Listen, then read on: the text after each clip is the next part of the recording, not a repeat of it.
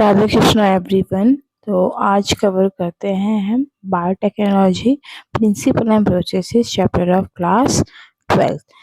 तो बेटा मेरी वॉइस को बहुत ध्यान से सुनना और एनसीईआरटी को उसके साथ साथ रीड करते चलना। देखो, बायोटेक्नोलॉजी एक्चुअली है क्या। बायोटेक्नोलॉजी जो है वो डील करती है टेक्निक्स के, ठीक है, जिनमें हम लाइव ऑर्गेनिजम्स को या एंजाइम्स को हम यूज़ निकालते हैं ऑर्गेनिज्म से, और उनको यूज़ करते हैं, उनसे हम कुछ प्रोडक्ट और प्रोसेसेस निकालते हैं जो ह्यूमंस के लिए इम्पोर्टेंट होते हैं। अब देखो, हाँ, अब कर्ड बनाना, ब्रेड, वाइन, ठीक है, ये सब जो है हमारे माइक्रोब्स के थ्रू बनते हैं, ठीक है। तो इसीलिए हम इनको क्या बोलते हैं, माइक्रोब मेडिएटेड प्रोसेसेस। तो ये भी एक बायोटेक्नोलॉजी की फॉर्म ही है, क्योंकि यहाँ पे क्या हो रहा है, देखो, बायोटेक्नोलॉजी की फॉर्म तो है, लेकिन हम इसको बायोटेक्नोलॉजी के प्रोसेसेस नहीं बोल सकते जो हम घर पे बनाते हैं। लाइक कर्ड, ब्रेड, वाइन तो हम घर पे नहीं बनाते, लेकिन कर्ड जैसे हम घर पे बनाते हैं, तो हम उसको बायोटेक्नोलॉजी का प्रोसेस नहीं बोल सकते। क्यों? क्योंकि बायोटेक्नोलॉजी जो डील करती है कि जिसको हम कोई मैन्युफैक्चर कर रहे हैं, कुछ बना रहे हैं, तो वो हम लार्ज स्केल पे, इंडस्ट्रियल स्केल पे बना रहे हैं, ठीक है। तो कर्ड वगैरह जो हम घर पे बनाते हैं, तो वो नॉर्मली इंडस्ट्रियल स्केल के लिए नहीं है। लेकिन कर्ड, ब्रेड, वाइन जो हम मार्केट में हमें मिलती हैं, वो सब किसके थ्रू बनती है, बायोटेक्नोलॉजी के थ्रू। उसके बाद क्या है, देखो, एक बार एनसीईआरटी से रीड करो। Biotechnology deals with the techniques of using live organisms और enzyme from organisms to produce product and processes useful to human। तो जो मैंने बताया इसमें वही है, पढ़ने के लिए भी हो गया। तो देखो, इन दिस सेंस, देखो, in this sense, making curd, bread, or wine, which are all micro-mediated processes, could also be thought as a form of biotechnology. However, देखो, it is used in restricted sense today। अब एक restricted area में, restricted sense में इनको use किया जाता है to refer to such of those processes which use genetically modified organisms to achieve the same on a larger scale। तो देखो, कर्ड जो है माइक्रोमेडिएटेड है, लेकिन जो हम घर में बनाते हैं उसको बायोटेक्नोलॉजी के अंडर हम उसको नहीं कंसीडर कर सकते। क्यों? क्योंकि देखो, ये सिर्फ और सिर्फ हम उन्हीं को कंसीडर करेंगे जहाँ पे जेनेटिकली मॉडिफाइड ऑर्गेनिजम्स यूज होंगे, ठीक है। और इसी इन सब को सेम सारी चीज़ों को बनाने के लिए, वो भी लार्जर स्केल पर। Further many other processes techniques are also include under biotechnology. देखो, फर्दर कुछ और टेक्निक्स भी हैं, जो प्रोसेसेस हैं जो बायोटेक्नोलॉजी के अंडर इंक्लूड होते हैं, जैसे कि इन विट्रो फर्टिलाइजेशन जो होता है, जिसको हम टेस्ट ट्यूब भी बोलते हैं। उसमें जीन बनना, उसको यूज करना, किसी डीएनए वैक्सीन का बनाना है, या फिर किसी डिफेक्टिव जीन को सही करना, ये सब किसके अंदर आते हैं बेटा, बायोटेक्नोलॉजी के अंदर।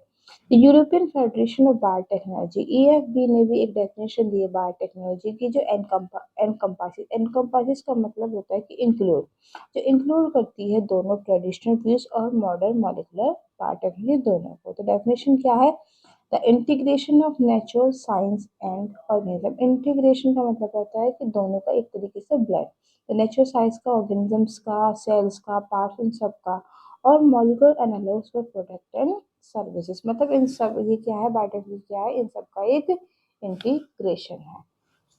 उसके बाद देखो बेटा, अब प्रिंसिपल्स क्या हैं जो बायोटेक्नोलॉजी के अंदर आते हैं। तो फर्स्ट हमारा जेनेटिक इंजीनियरिंग। तो जेनेटिक इंजीनियरिंग में क्या होता है, ये टेक्निक्स होते हैं जिसमें हम जेनेटिक मटेरियल की केमिस्ट्री को बदल देते हैं। जेनेटिक मटेरियल में क्या क्या आता है, हमारा डीएनए और आरएनए, ठीक है।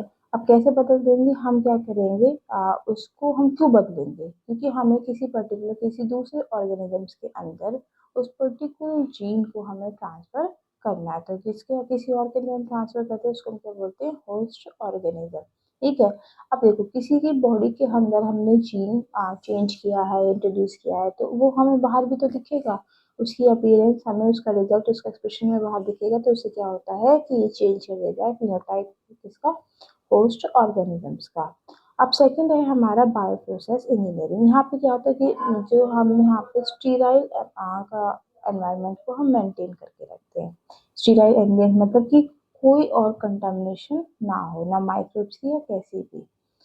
तो जिससे क्या होता है कि हम जो डिजायर माइक्रोब या हम कोई भी यूकेरियोटिक सेल हम ग्रो करना चाहते हैं बहुत ही ज्यादा अमाउंट में, ठीक है, तो वो बिल्कुल माइक्रो फ्री हो सके, क्योंकि हम जो चाह रहे हैं सिर्फ वही ग्रो हो। दूसरा अगर माइक्रोब कंटामिनेशन हो जाएगा तो माइक्रोब्स की ग्रोथ वहाँ पे हो जाएगी जो हमें नहीं चाहिए, ठीक है। और क्यों? क्योंकि हम एक पर्टिकुलर कोई बायोटेक्नोलॉजी का प्रोडक्ट बना रहे होते, जैसे कि एंटीबायोटिक, वैक्सीन या फिर एंजाइम। अब हम समझते हैं कि कंसेप्चुअल डेवलपमेंट क्या है, आप प्रिंसिपल्स ऑफ जेनेटिक इंजीनियरिंग।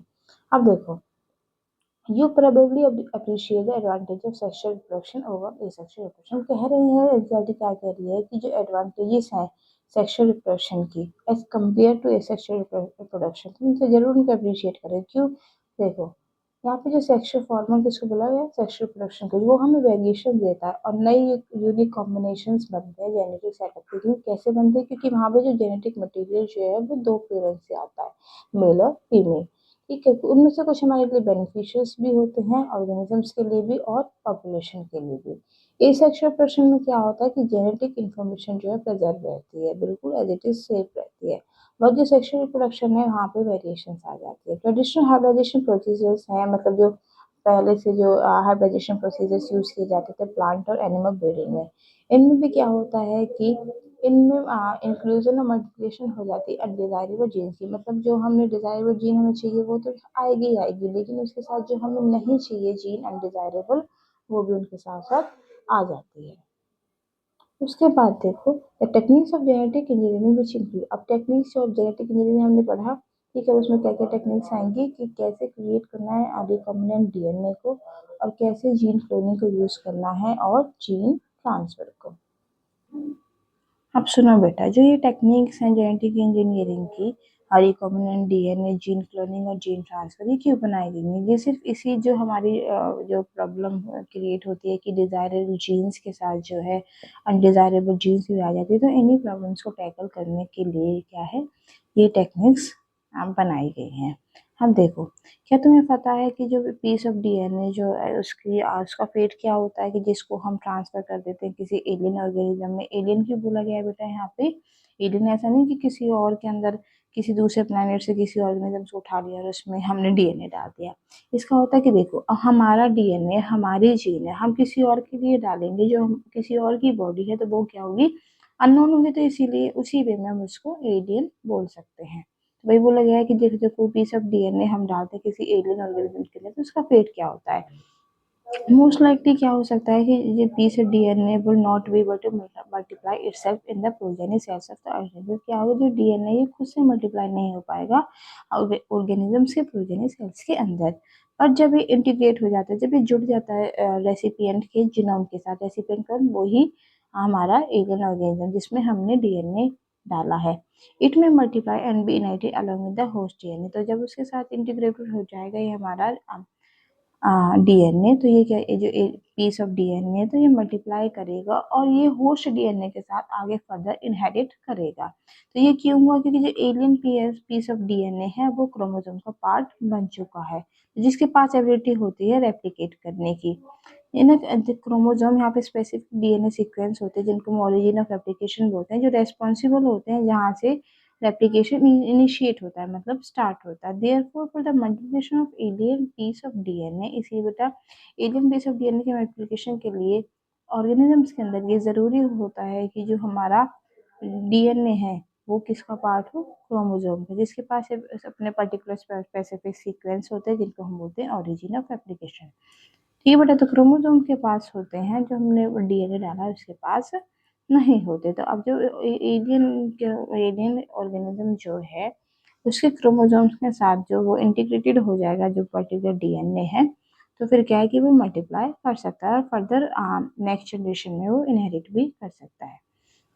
तो इसीलिए एलियन डीएनए जो लिंक किया जाता है हमारा ओरिजिन ऑफ रेप्लिकेशन से, जो एलियन पीस ऑफ डीएनए है वो रेप्लिकेट कर सके, मल्टीप्लाई कर सके खुद को होस्ट ऑर्गेनिज्म के अंदर, तो इसी को हम क्या बोलते हैं, क्लोनिंग, या फिर बोल सकते हैं कि मेकिंग मल्टीपल आइडेंटिकल कॉपीज बना रहा है किसी टेम्पलेट डीएनए की। अब हम फोकस करते हैं और फर्स्ट इंस्टेड पहले एग्जाम्पल के कि of the construction of artificial recombinant DNA molecule की।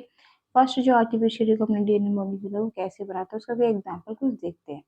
तो देखो, कंस्ट्रक्शन जो है फर्स्ट रिकॉम्बिनेंट डीएनए की वो एमर्ज हुआ था आइडिया कि हम एक पॉसिबिलिटी हमने सोची थी कि हम किसी को linking a gene encoding antibiotic resistant with a native plasmid. तो हम क्या करेंगे, किसी जीन को, जीन जो है एनकोड कर रही है एंटीबायोटिक रेजिस्टेंस के लिए, उसको हम लिंक करेंगे किसी नेटिव प्लाज्मिड के अंदर। ठीक है, तो किसके अंदर, किसके प्लाज्मिड के अंदर, सैल्मोनेला टाइफी मरियम। तो स्टेनली कोवर और हर्बर्ट बोयर बेटा दो साइंटिस्ट हैं, उन्होंने इस चीज को अप्लाई किया था 1972 में। क्या किया था उन्होंने, आइसोलेट किया था एंटीबायोटिक रेसिस्टेंट जीन को। कैसे, by cutting out a piece of DNA, DNA का पीस निकाला प्लाज्मिड से, ठीक, जो रेस्पॉन्सिबल होता है पर्टिकुलर एंटीबायोटिक रेसिस्टेंस के लिए। जो कटिंग जो है डीएनए की, उस हम किसी पर्टिकुलर लोकेशन से हम डीएनए को कट करेंगे तो वो किसकी वजह से पॉसिबल होगा, कोई ना कोई सीजर तो होगी। तो ठीक है, तो जिससे बेटे हम डीएनए को कट करते हैं उनको हम बोलते हैं मॉलिकुलर सीजर्स या फिर रेस्ट्रिक्शन एंजाइम। जो जो आप जो देखो, जो हमने पीस डीएनए का कट किया है उसको हम लिंक करेंगे प्लाज्मिड डीएनए के साथ। ये प्लाज्मिड डीएनए जो है वो वेक्टर की तरह काम करेगा। अगर तुमने मेरी पहली वीडियो देखी तो वेक्टर में पता होता है, वेक्टर एक एज अ मीडियम हम यूज करते हैं पर्टिकुलर जीन को कहीं से निकाल के कहीं डालने के लिए, to transfer the piece of DNA attach to. ठीक है, तो वो जो डीएनए का पीस उससे अटैच है उसको वेक्टर क्या करता है, ट्रांसफर करता है। तो तुमने देखा होगा ये प्रोबेबली नोडम जो मॉस्किटो जो है इंसेक्ट वेक्टर की तरह काम करता है, जो मलेरियल पैरासाइट को ह्यूमन बॉडी के अंदर ट्रांसफर करता है। इसी तरीके से जो प्लाज्मा है उसको भी एज अ वेक्टर हम यूज कर सकते हैं किसी एलियन पीस ऑफ डीएनए को ट्रांसफर करने के लिए होस्ट ऑर्गेनिज्म के अंदर। जो लिंकिंग एंटीबायोटिक रेसिस्टेंट जीन की प्लाज्मा के साथ वो पॉसिबल हुई है। अब देखो, हमें किसी चीज को जोड़ना है तो हमने कुछ ना कुछ तो चीज हमें यूज करनी पड़ेगी, जैसे हम फेविकॉल, फेविक्विक, कुछ भी फेविस्टिक हम यूज करते हैं लाइक दिस। अगर हमें इसको डीएनए को वेक्टर के साथ जोड़ना है तो वो किसके थ्रू पॉसिबल हुई है, एंजाइम डीएनए लिगेज, जो क्या करती है, जो हम जहाँ से हमने डीएनए को कट किया उन्हीं मॉलिक्यूल्स पे वो एक्ट करेगी, उनके एंड्स को वो ज्वाइन करेगी। इससे क्या होता है कि एक नया कॉम्बिनेशन बन जाता है सेलुलर ऑटोनोमसली रेप्लिकेटिंग डीएनए का, जो हम इन विट्रो टेक्निक के थ्रू बनाते हैं। बायोटेक्नोलॉजी के अंदर ये टेक्निक फॉलो होती है जिसको हम बोलते हैं रिकॉम्बिनेंट डीएनए। तो अब हमारा रिकॉम्बिनेंट डीएनए बनकर तैयार है दो अलग अलग सोर्सेज से। व्हेन दिस डीएनए, जब इस डीएनए को हम ट्रांसफर करते हैं इकोलाई के अंदर, बेटा ये बैक्टीरिया है जो सैल्मोनेला की तरह ही होता है, तो ये रेप्लिकेट करता है। अब देखो, नए होस्ट की मशीनरी के साथ ये मशीनरी को ये यूज करके, ठीक है, जो particular alien piece of DNA डाला है वो हमारा मल्टीप्लाई होगा। ठीक है, तो new host DNA polymerase enzyme और ये मल्टीपल कॉपीज बनाएगा, तो ये क्या हुई, क्लोनिंग। तो जो ये एबिलिटी होती है multiply copies of antibody resistant gene in E coli, इसको हम क्या बोलेंगे, क्लोनिंग। ठीक है बेटा, अब देखो, अब तीन बेसिक स्टेप्स आते हैं जेनेटिकली मॉडिफाई ऑर्गेनिजम्स को बनाने के लिए। तो पहले क्या करना है, हमें आइडेंटिफिकेशन करना है डीएनए, जो हमें डिजायरेबल जो हमें ट्रेट चाहिए उसी की हम जीन को आइडेंटिफाई करेंगे। उसके बाद आइडेंटिफाई करके हम उस जीन को निकाल के उसका इंट्रोडक्शन करेंगे, उसको किस में डालेंगे, introduction of the identified DNA into the host. अब किसके अंदर डालेंगे, हम उसको होस्ट के अंदर डालेंगे। उसके बाद होस्ट के अंदर डाल दिया तो हमें एक क्या करना है, मेंटेन करके रखना है, maintenance of introduce DNA the host. अब होस्ट के अंदर हमने जो डाला है तो हम उसको कोई भी कंटेमिनेशन ना हो उसकी प्रॉपर केयर करेंगे, उसको अच्छे से मेंटेनेंस करेंगे उसका, और उसको क्या करेंगे, ट्रांसफर कर देंगे डीएनए उसकी प्रोजेनी में। तो बेटा, अगर आपको समझ आया है तो प्लीज़ लाइक, शेयर, सब्सक्राइब, और tools of recombinant DNA technology हम नेक्स्ट वीडियो में कवर करेंगे। राधे कृष्णा।